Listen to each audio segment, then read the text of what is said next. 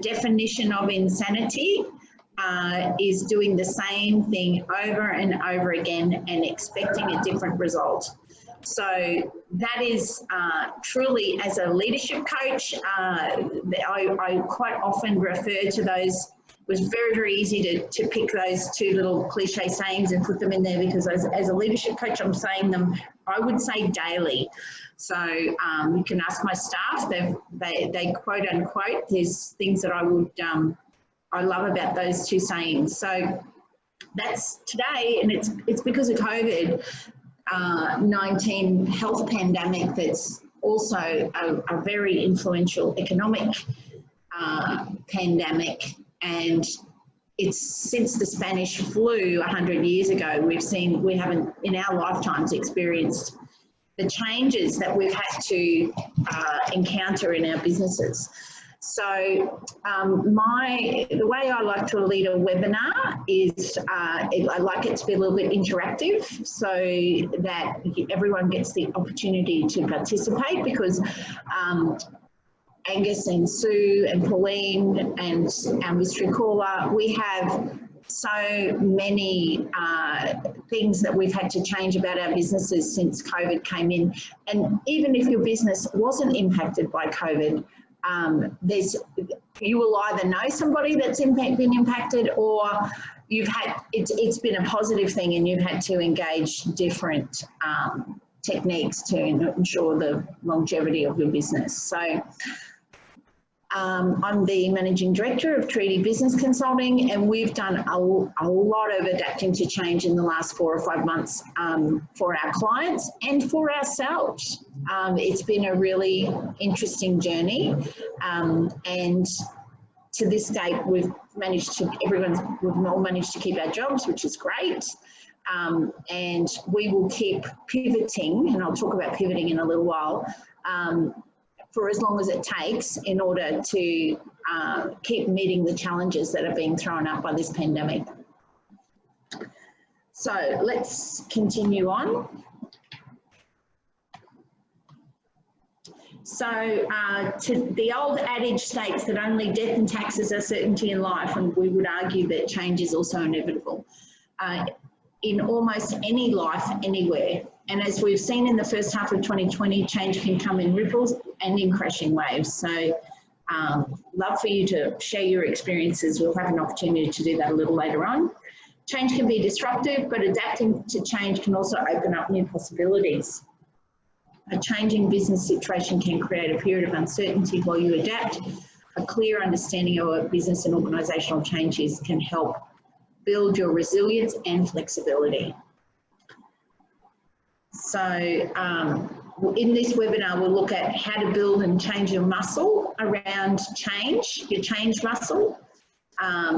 So we talk about, having muscle, when you're first doing something, it's, you're not very good at it and it takes practice. And then over time, you get to build your muscle, and that's really important. So that practice makes perfect, and we're all getting lots and lots of practice of being patient and adapting to change in 2020. How this will help you be more flexible and resilient when change comes, and how to plan more effectively for change in your life, and how to see change not as an obstacle but as an opportunity.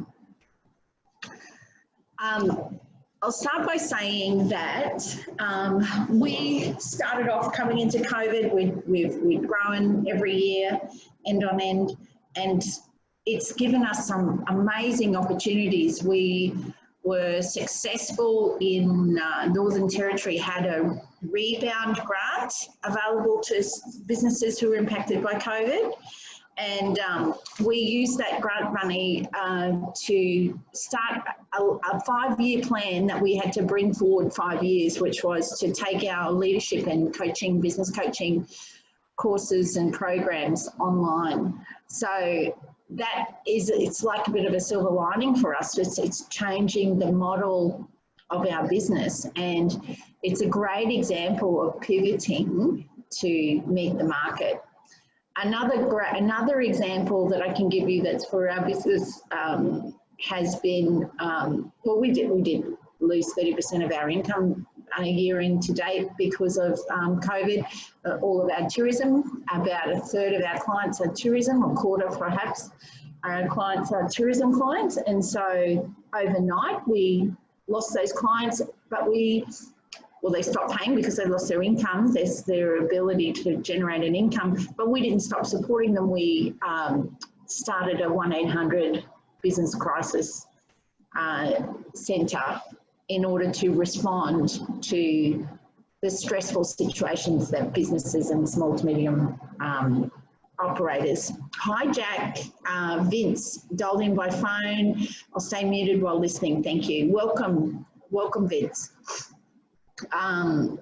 So yeah, there's a couple of examples of pivoting to change, and I think that because it was so widespread, you know, our main voice and our main message to all businesses was to try and stay positive during this crisis time. And it looks like Victoria's gone in for a second round, and so we'll be bracing ourselves if that happens and comes into other states, particularly WA, NT and Queensland, because we, along with RDA and Business Station, look after the ASPAS contract.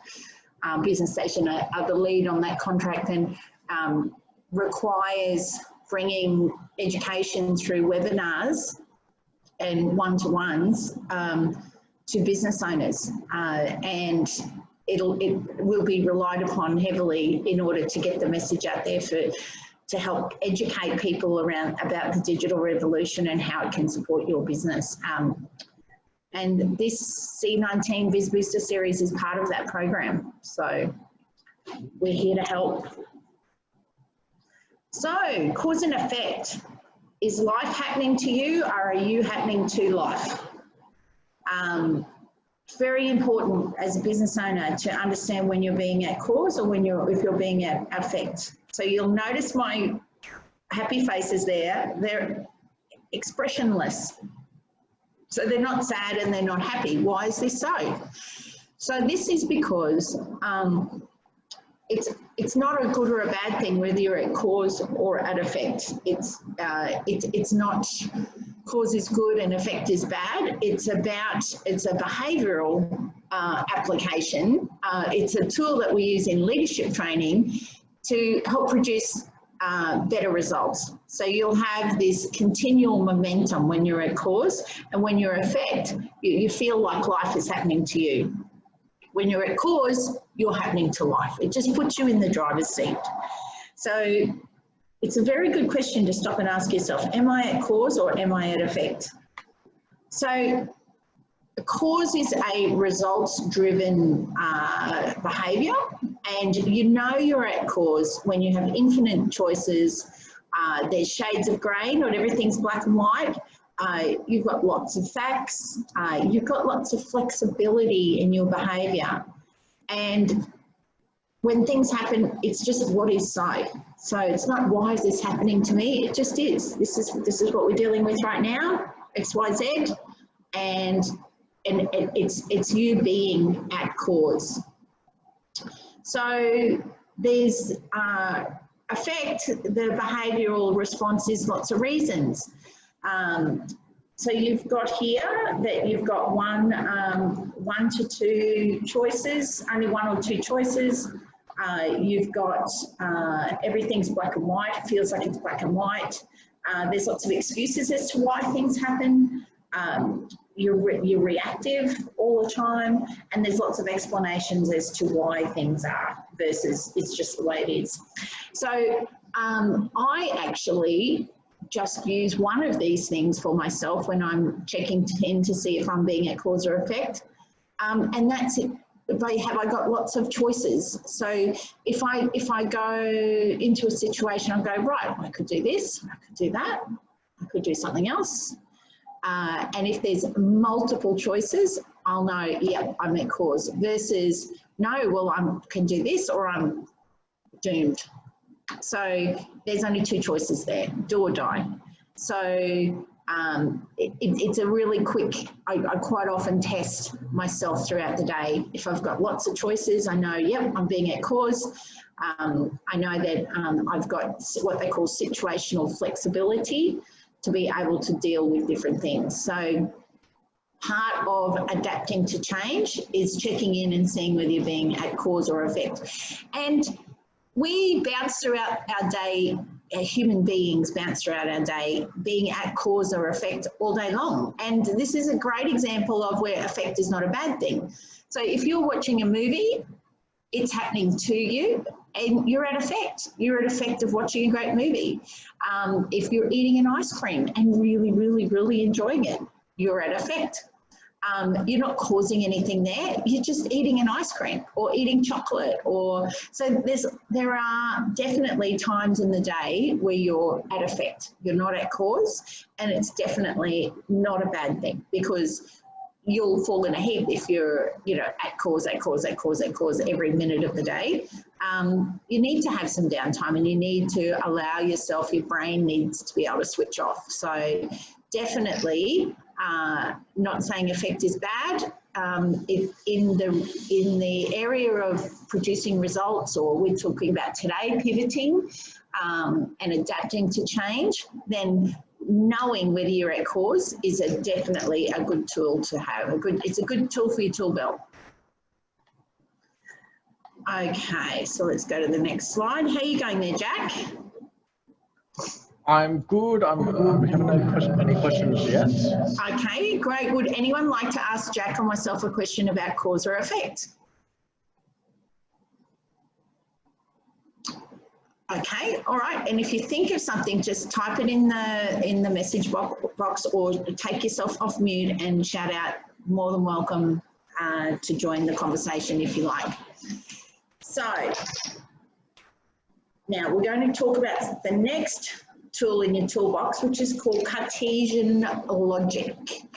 So it's a decision-making tool, this one, Cartesian Logic. There's about 4 decision-making tools that we train people in leadership. So basically, if you take a piece of paper and you draw a line down the middle and a line left to right, so you've got your page divided into 4. And I'd like you to write what would happen if I did, what would happen if I didn't, what wouldn't happen if I did, and what wouldn't happen if I didn't. Okay, Jack, you're going to be my guinea pig, and we're going to do an example. So give me a challenge that you're facing with one of your digital clients, Jack, and that you will use it as an example of applying Cartesian logic to your problem. So think of something like a little issue that we have to solve. So can you think of one? Because I can think of one. I'll go with one you're thinking of. Okay, and then we'll do yours as a backup, okay? So then we had a client come to us the other day and say that he'd like to have an app built. So in the name of privacy, because we're very big on our privacy at Treeti. So I won't give you the industry that he wanted the app built, but it's a big industry and it's involving transport. Now, I went to Jack and said, Jack, our client would like this app built, and he has approval for a $5,000 grant. And Jack, what did you say to me? Pretty much the conversation went, Jack, how much do you think this would cost? I've come back and said, oh, look, at minimum, you're looking at about 60,000. 60,000 for what this client wants to do. Yeah. And then I said, yeah, you're a bit shocked by it. It was a bit of quite shock, and I think he would have done the same. Yes. Okay. So, all right. So we've got a client wanting an app, and it's going to cost 60,000. So let's apply. So what would happen if you did build that app, Jack? Well, within his budget. It one wouldn't be very effective. It would be a very high maintenance client that would either cost us a lot of money or would cost him a lot of money. Very good. So what would happen if you didn't build the app? If I just turned around and said to him, "No, sorry, we're not going to bother," Yeah. it would probably make the client upset because we haven't really given an explanation of what and why. Right. Okay, good. So what would happen? What wouldn't happen if you did? So what would not happen if you built the app?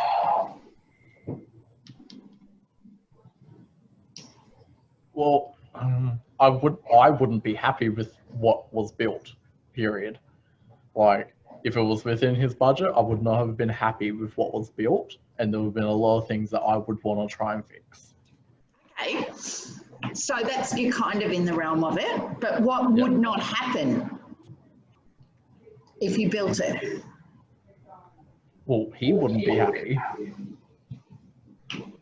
Okay, but think of it as in, yeah, so you're on the right track, yes, but it's less, take the feelings out of it. I know I talk about feelings a lot, but from a practical point of view, what would not happen if you did build the app?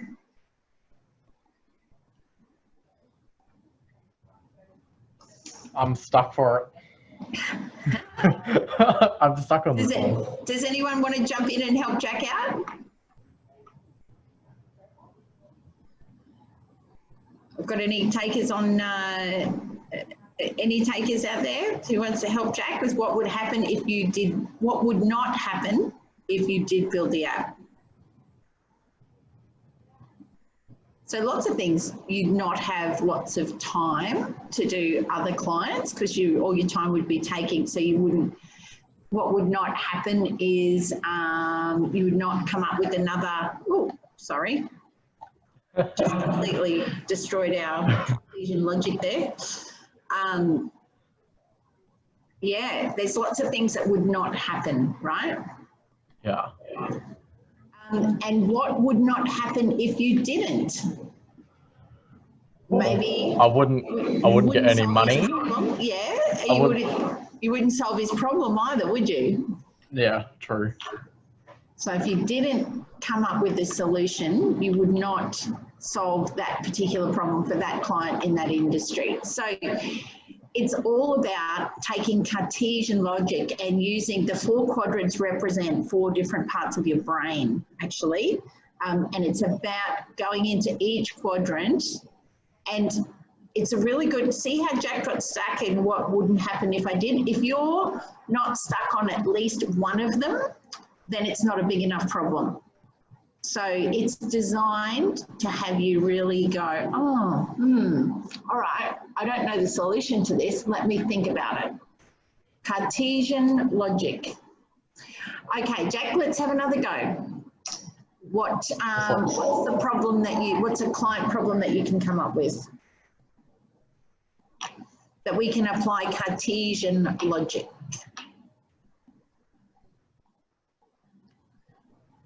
Something around websites. Yeah. So there was a client that we've obviously done a proposal for, and they've come back to us and pretty much gone, "Oh, can we have this little bit extra?"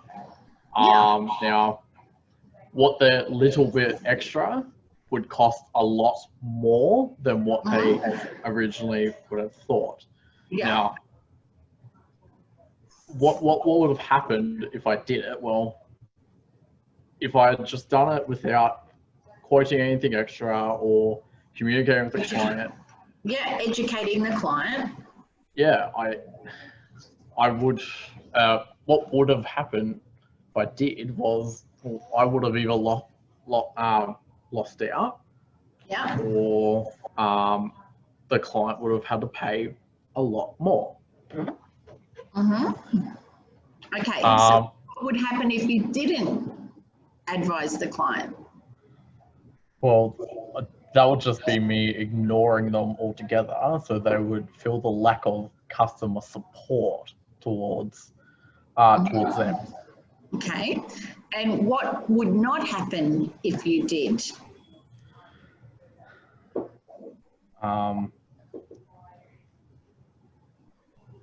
They'd not be educated, right? They wouldn't be educated for, yeah. next time, that was a very good point, for next time, and also just giving them education on the whole entire process of it all. Yeah. So they understand. And what would not happen if you didn't? Again, they wouldn't get a solution to their problem, which is why they came to us in the first place. I wouldn't make a profit, and I will have just wasted my time with the client altogether. Okay, great, good. All right, so let's go to Claire, yes. we've had a question though. Yeah. Isn't it easier if we simply do a pro and con analysis of each decision? Yeah, good point, Sue. That is another way of looking at your problems, is to make a list of your pros and a list of your cons. But how many quadrants of your brain are you using? Only two. You're using the left-hand side of the brain and the right-hand side of your brain. Cartesian logic is to have you thinking in all four quadrants. And it's you know, like when you do a crossword puzzle or you do some kind of brain teaser, it actually activates different parts of your brain to get to retrieve different parts of information. So it's a process that if you wanted to do simple pro and con, you could. There's definitely no problem there. But if these are particularly good with trickier problems that force you to think from a place that you're not used to thinking from. But great question, great question. And yes, you can do pros and cons. And I would do that anyway, but try the Cartesian logic because you'll get a different answer to your question, to your challenge, to your problem. Okay, who'd like to, has anyone got a challenge COVID related that you would like to apply Cartesian logic?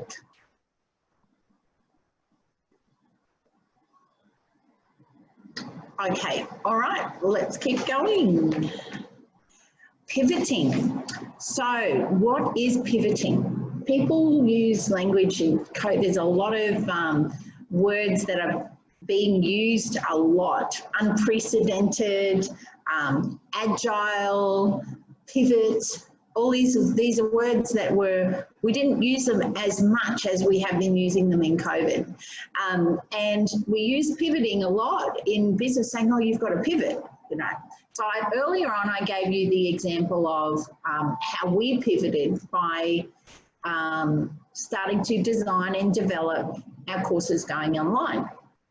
Instead of just doing face-to-face business coaching, and we're now planning a scalable business model that wasn't previously available to us. Well, we thought about it like it's a good idea, but we had never done anything about it. A bit like restaurants wanting to go online with when COVID happens, they started doing food delivery. They had delivery at home, at their most restaurants did deliver, but it went to a whole new level and scale when they, because of the COVID restrictions, had to change their business model and do it overnight and do it very quickly. So for your businesses, I'm going to give you a couple of minutes here because it's not the sort of thing that when we hang up from this, when we say goodbye, in how many minutes, Jack? Until the end? Oh, you're on 30 minutes. 30 minutes. Okay. So we'll hang up in the next probably 15 minutes, I'd say. So we're going to take 5 minutes to do a pivoting exercise. So for this, you're going to need a piece of paper or a pen, and you can also use your laptop or PDA, something to take notes down. So I'd like you to start the pivoting exercise by thinking of an area that you'd like to think you shift your thinking about. Now you can give me an example. You can say, I'd like to earn more money. I'd like to solve a particular problem in my business. I would like to have better communications with XYZ person. So pick an area And you don't have to share this because I can understand that we're not in a normal webinar situation, normal workshop situation where we've all built trust and rapport and with each other. So I'm not going to ask you to share. At the same time, if you'd like to share, you're more than welcome. But I'm basically going to give you 5 minutes to do this pivoting exercise, because it is incredibly powerful, and it's something that I do and I use in my business and in my life. So, right, pick an area that you'd like to pivot. Okay, once again, Jack, I'm going to use you as an example. So which area are you going to pick, Jack? Just so I'm clear, is that about my emotional pivoting? No, it doesn't matter. It can be either. It can be emotional, can be physical. So to have 5 good nights sleep in a row, Jack, that could be a plan. You know, that's not necessarily anything about business, but it impacts you a little bit, you know, if you don't have a good night's sleep. So as an example, or you could Could I pivot on my state? Yes, great. Okay, so tell me about that. So you think the area that you're going to go to work on is your state. So I'm guessing your physical, mental and emotional state? Yes. Great. So which one of those states do you want to target? I think I want to work on my mental state. So your clarity, right? Your clarity. Yeah. Okay, very good. And what about your mental state would you like to work? What about your mental state? What do you want to go from where to where? Well, right now, I create a lot of meaning around things that don't need meaning, and I manifest that in my head. Yes. A lot. Yes. And by pivoting, I want to have at least some techniques. Like, I obviously notice it, but I want some techniques around and build some muscle around just putting that all aside to get work done, or at least getting clear with it all to get work done, to bring my relationships in a little bit closer, and pretty much just be a little bit more focused on everything, the important things, not the things that I've made meaning of. Yeah, so mental clarity. So it's a great word, Jack.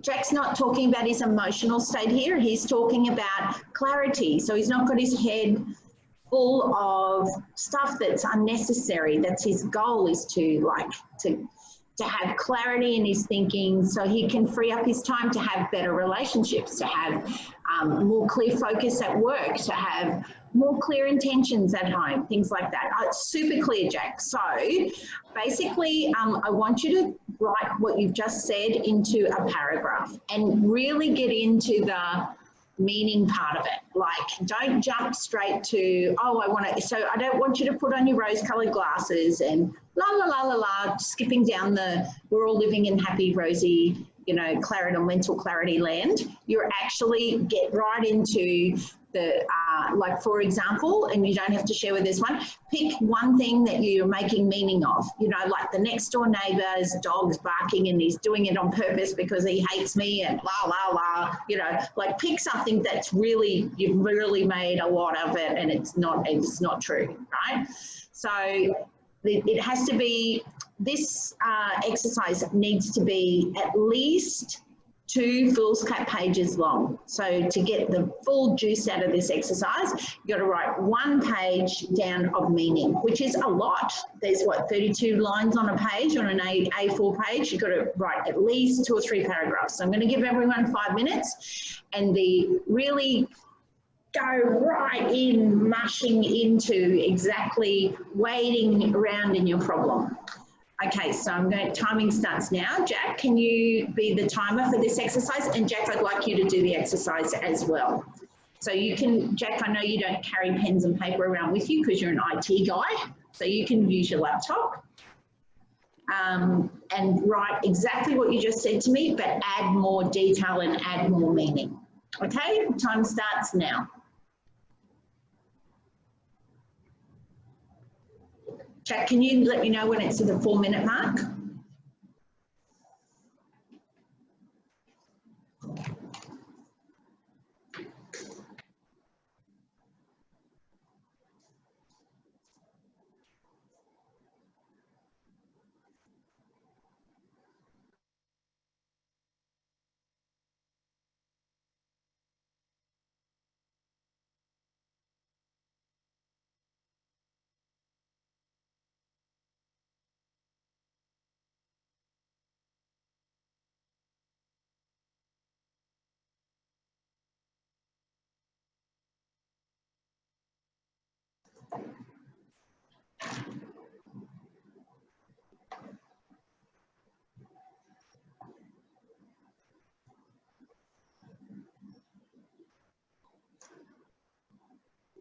My hair's not doing what it needs to do properly today.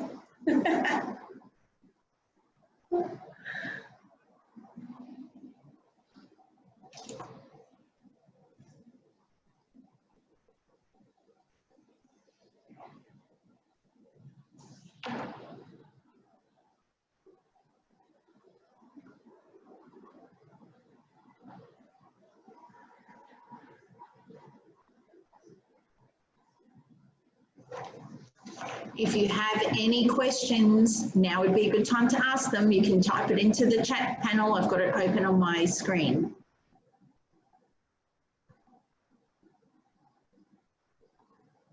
Are you rolling around in your problem, Jack? You're really making it mean all like way, you're exaggerating it way more. Okay, good. Let's keep it going. Keep it all, get it all down. Out of your head onto paper.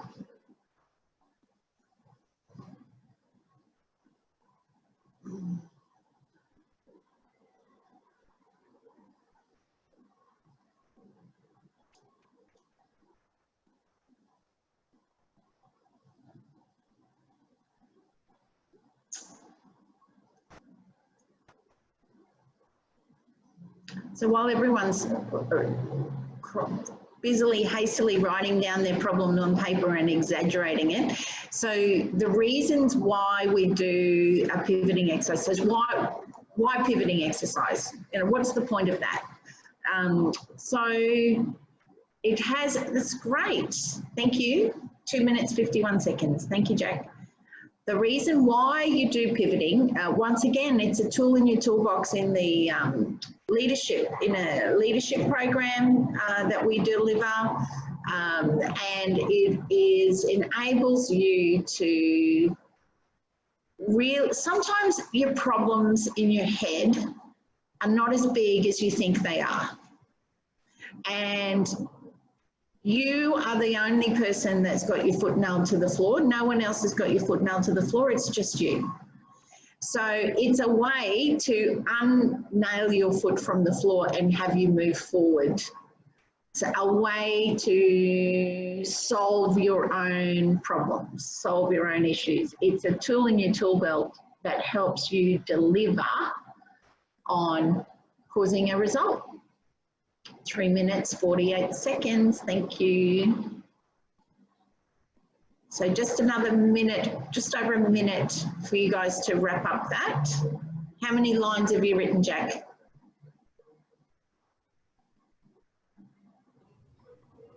About 6, 7. 6, okay, so you're about 20 lines short of where it needs to be. So at the end of this webinar, I'd like you've got homework, and it goes for everybody else if you haven't. Is the focus to put down all the blockers or why you weren't, sorry, this is from Angus. Is the focus to put down all the blockers to why you aren't or where you want to be for the first page? I think I've answered this now.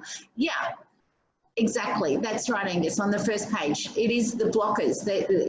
So in Jack's case, he's going to write a page about why he is taking up so much mental space, you know, making things bigger in his head than they actually are. And he's going to exaggerate that. So it's really clear, yes, here's a complaint. You're putting down your complaint, your resignations, your fears on the first page. That's correct, Angus, you're on the right track. Okay, so turn to the second page. And this is the pivoting part. So, thank you. This is the pivoting part. So you're going to write a few sentences. Now, I'll tell you what not to do. Don't jump to the solution straight away. And this takes a little bit of an art, right? Because if you're on this webinar, you're probably quite optimistic. If you're on this webinar, you're already looking to adapt to change. You probably already are adapting to change. So you're not the kind of negative Nelly person that wouldn't even be out looking. So I know if you're like me, you'll go, oh, problem, solution, let's go.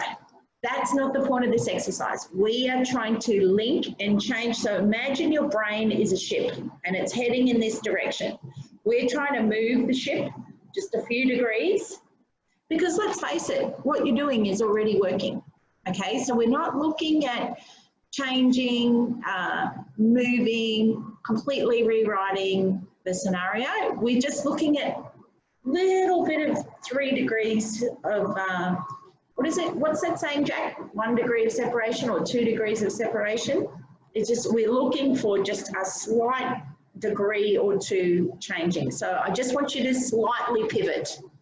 So in your case, Jack, give me an example of how you would slightly pivot on your making meaning problem. Notice that I make meaning? Right, very good. So, and it is a brain dump exercise as well. So, you know, you're like, what I might do from this moment on is I might start taking notice when I'm doing the meaning making exercise. When I'm a meaning making machine, I might start noting when I'm doing that, and I'll see how long, and I might note that for like a week. And I'll just start to see what type of impacts that has on me. And I'm just observing at the moment. I'm not actually making any changes. So you're gradually working towards your problem. So I want you to start at the top of the page where you just got a slight pivot. Just ever so, just a little bit. And then you build in as you go down the page towards the solution. So I'm going to give you another 5 minutes. Got the timer ready, Jack? Okay, great. So everybody can start pivoting now.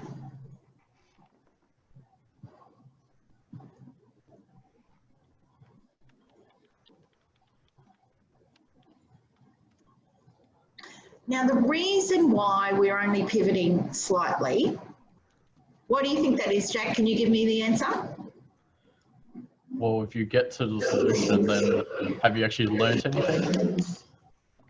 Good, very good. It's because we've come up with our particular foot nail to the floor scenario because there's some payoff there for us to be like that. If we've got a persistent complaint about something, there's usually a little bit of a payoff about that. You know, someone really kind of irritates you, but you don't ever say anything to anyone. It's because it works for you to be a little bit like, just a little bit whiny, whingy to yourself or someone else. You know, you get agreement from people, find the right people, get agreement, roll around in it for a little while. So you don't want to like shock your brain too much into completely solving the problem on some level that's working for you. You just want to gradually, it's like a building block. You're just putting the blocks in place and building your way out of it. Step by step, inching towards solving your own problem.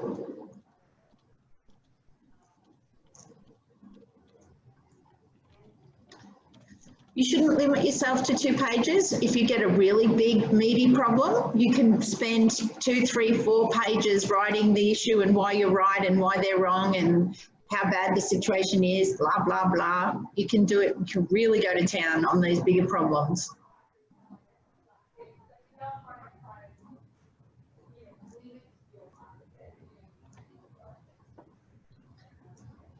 Can take any questions if anyone's got any questions about their pivoting. And if you're struggling with this, that's good. That's good. That's a sign that you're actually thinking in a new part of your brain that you haven't used for a while.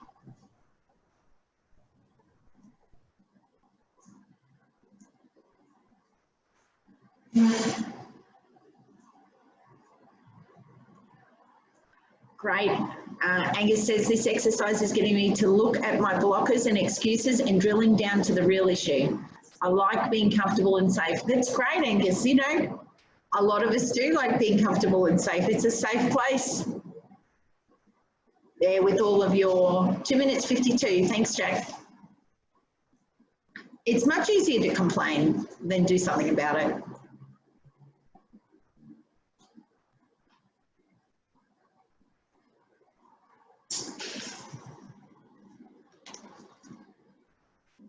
Okay. So this too needs to be about a page long.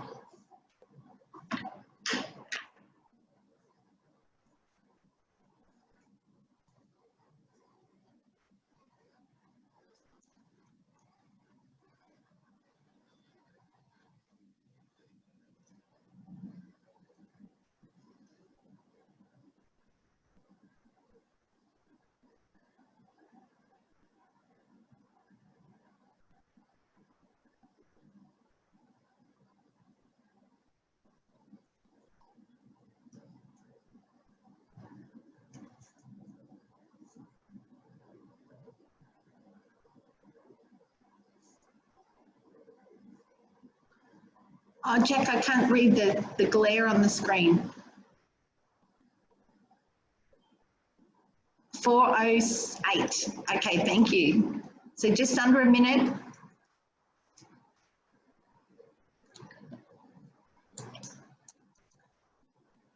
Right, type, tap, quick.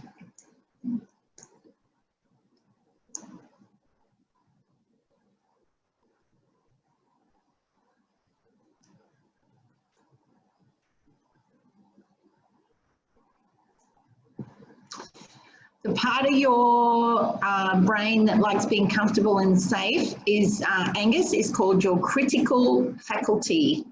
Critical by name, critical by nature, and it's designed to keep you safe, which is why, you know, it says when you're you know, a small child, don't put your hand in on the stove, don't put your hand in the fire, don't cut your finger off, don't go there, it's dangerous. So that's your critical faculty, keeping you safe. Sue, financial state. I want to go from 0 to 5,000 per month, lost tourism business in COVID-19. Oh, my heart goes out to you. Lots of tourism clients in that boat.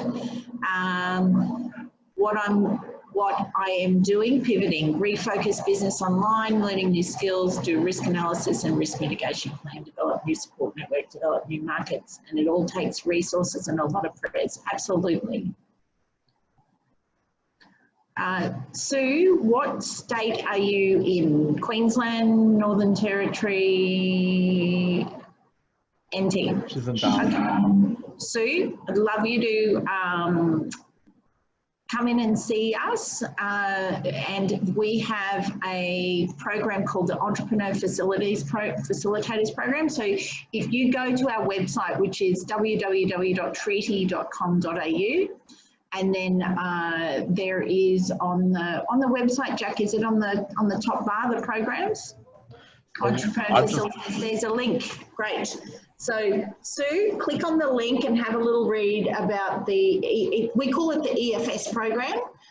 It's a federal contract that we have in conjunction with Business Station. Business Station are in WA, and we're in NT, and we look after the NT. So if you would like to click on that link and have a read about, if it's something that interests you, we can support. It doesn't cost you anything, $0. It's a program designed by the federal government to help entrepreneurs, support them, get their businesses off the ground. So that would be a really big pivot for you to come and get professional support to help you refocus your business online and learn new skills and do a risk analysis and risk mitigation plan and develop new support network and develop new markets. That would be a really, really cool thing for you to do. Okay, so pens down, everyone. We've now gone way over. Thank you. And the other thing that you need to do, Sue, is call the Treeti number, which Jack is going to put into the panel. There's a 1-800 number. There's also an 89 number, which Jack will type into the chat bar. And when you call in, So 89671788, area code 08. When you call, one of the girls at reception will pick up, and you need to speak with Megan or Christine, and they'll get you an appointment. You can come in and have a talk about that program, that we're Entrepreneur Facilitator program that we're offering. Okay, so if you haven't finished your pivoting exercise, please do so after the webinar. So 10 tips for adapting to change. So get clear on what has changed. Like Sue, for example, has got, so what changed was COVID-19. She had a tourism business and it has been severely impacted, enormously impacted, to the point that there's no tourists coming to NT at the moment. And it'll take a long time to recover. So get really clear on what it is that you're doing. Are you being at cause or effect? So that's a really good tip. Are you being at cause or effect? And then you've got, write down your pivots at length. Look for the silver lining in everything. You know, there's always a silver lining, even in the bad stuff. Use Cartesian logic. Identify your stresses, ask for feedback, do personal and professional development. Really, really key in any type of unnailing of your foot to the floor is do personal and professional development. Stay positive, be committed, and pay it forward. So, all right, everyone. My parting comment is by Charles Darwin. Gave you and your business two choices: adapt for humanity. And we were talking a lot today about human behavior. So adapt or die. So in terms of your business, that's exactly what's required to do. Sorry, my water bottle just fell off the table. Adapt or die. So it's really imperative that you look at adaptation as a good thing, and to ensure your survival in the next reincarnation of your business or the next level of your business, whichever way it's working for you right now. Okay, so that's the end of our webinar. Jack, you're welcome, Angus, and you're welcome. You're very welcome, everyone. Thank you for giving up your time this afternoon to come and listen to this webinar about adapting to change. Jack, have I got any more webinars in July? I don't think I do I? But there's lots of, if you go to the website, the Treeti website, there's lots of webinars happening, 2 or 3 a week, different presenters. Dante St. James is excellent. He's our head of digital. We've got Christine is doing some presentations, maybe even Megan. So check out our website, see if we can be of assistance to you. And thank you so much for joining us, and have a wonderful afternoon. Thank you. Bye, everyone. Thanks, Sue. Looking forward to seeing you in the office.